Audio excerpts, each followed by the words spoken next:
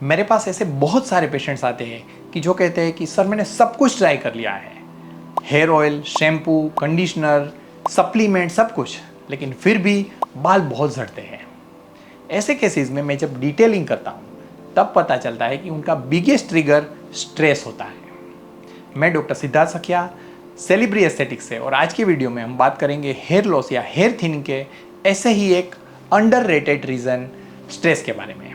आइए जानते हैं। दोस्तों, हम सब जानते हैं कि स्ट्रेस हमारी लाइफ का एक अनएवॉइडेबल पार्ट हो गया है जिसे हम कभी सेपरेट नहीं कर सकते हैं, चाहे वो मेंटल स्ट्रेस हो या फिजिकल स्ट्रेस हो। स्ट्रेस के कई सारे रीज़न हमेशा हमारे आजू बाजू रहते हैं, जैसे कि कोई इमोशनल ट्रॉमा है, लैक ऑफ स्लीप है, एंजाइटी है, एक्सेस वर्क स्ट्रेस है, कोई डिसीज़ है, रिपीटेटिव नेगेटिव थॉट्स है, इवन प्रोलॉन्ग स्क्रीन टाइम की वजह से भी हम स्ट्रेस फील करते हैं।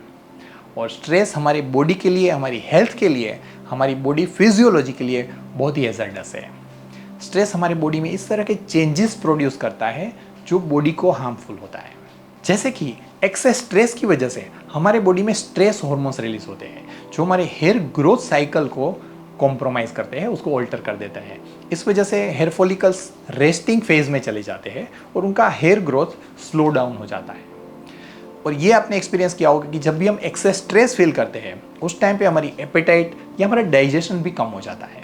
इस वजह से हमारा न्यूट्रिशनल स्टेटस डिप्राइव हो जाता है जो अगेन हेयर ग्रोथ को कम कर देता है।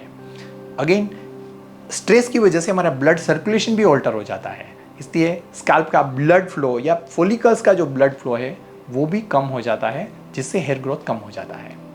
और साथ ही स्ट्रेस की वजह से फ्री रेडिकल्स या पेरीफोलिकुलर इन्फ्लामेशन जनरेट होता है जो भी अगेन हेयर फॉलिकल्स को डैमेज करता है। तो ये अलग अलग ऐसे बहुत सारे मैकेनिज्म्स हैं जिस वजह से स्ट्रेस हमारे हेयर ग्रोथ को बहुत ज़्यादा एक्सटेंट पे कॉम्प्रोमाइज़ करता है। इन सारी साइंटिफिक फैक्ट जो मैंने आपको बताई उससे आपको इतना क्लियर हो ही गया होगा कि जब भी आप अकेली हेयर ग्रोथ ट्रीटमेंट्स ले रहे हैं, जैसे कि कोई ओरल टेबलेट्स है, टॉपिकल सीरम है, कोई इंजेक्टेबल ट्रीटमेंट्स जैसे कि पीआरपी, मेसोथेरेपी, माइक्रोनीडलिंग थेरेपी है, या कूल लाइट लेज़र थेरेपी ले रहे हैं, लेकिन उसके साथ स्ट्रेस मैनेजमेंट इसका बहुत इंपॉर्टेंट पार्ट है। इसलिए आपको इन सारी ट्रीटमेंट्स के साथ स्ट्रेस रिलैक्सेशन टेक्निक्स भी ज़रूर सीखना चाहिए। याद रखिए कि हीलिंग हमेशा अंदर से शुरू होता है और बाहर की चीज़ें या बाहर का मेडिसिन है वो उसे पॉजिटिवली डायरेक्ट करता है। इसलिए it's not just about what you apply, it's also about how you feel. इसलिए अपने लाइफ के एक्सपीरियंसेस को आप पॉजिटिव बनाइए, स्ट्रेस को मैनेज करना सीखिए और हेयर ग्रोथ अचीव कीजिए। That's it from my side. I am doctor Siddharth Sakhiya from Celebri aesthetics. Hope you enjoyed watching this video. Stay tuned till next video. Take care. Bye bye. Jai Hind.